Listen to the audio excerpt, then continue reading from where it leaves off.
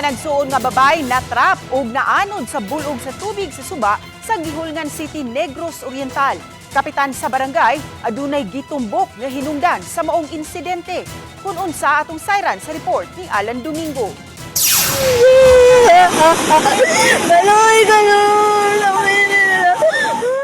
Nahitabo ang insidente niadtong Sabado sa hapon sa sitio Kansalakan, Barangay Balugo. Way nahimo ang nagkuha sa video tungod kay walay igong kagamitan aron ma-rescue ang managsuon nga nag-edad 17 ug 13 anyos.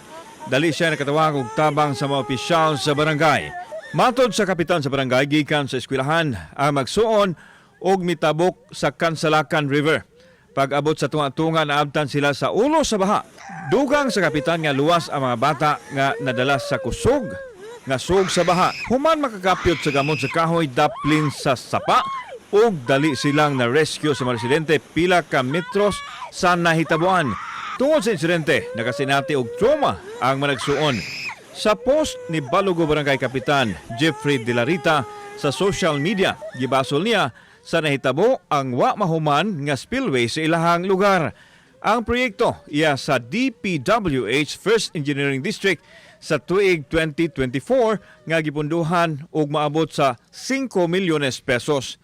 Naaptan lagi kay mo lagi tayo yung problema kay wala ra ko iayo ra ko tanila ng paytayan bitaw nga spillway diha ato pa lang 2024 dili ko na maingon ana kay siyempre buhagi man gid mga bata diha nya. Namo ko panahon nga wala ulan sa moa tapos sa dito sa babaw kaulan di ay so pagtapon sa bata wala sa bantay nga nari baha.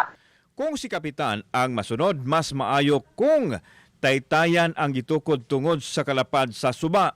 Iyang gidugang nga gigahinana sa Gihulngan City LGU ug pundo alang sa buhatong hanging bridge sa higayon nga motaas ang tubig sa spillway apan iyang giadmiter nga mapuslan gihapon ang spillway alang sa mga truck. Ang gikasakit sa kapitan, wala humana ang maong proyekto. Niadto ni aging adlaw lang matud pa subling nagpakita ang foreman sa DPWH aron padayunon ang proyekto. Ako man ko dili ko sa ingon nga motuo ko dayon ron kaya katong una nga nindisita na ko 2024 pa grabe to og pasalig nako. Gisuwayan pa sa GMA Integrated News pagkuhang habig sa DPWH First Engineering District. Kauban si Clans Gabutin, ako si Alan Domingo. Balitang Bisdak.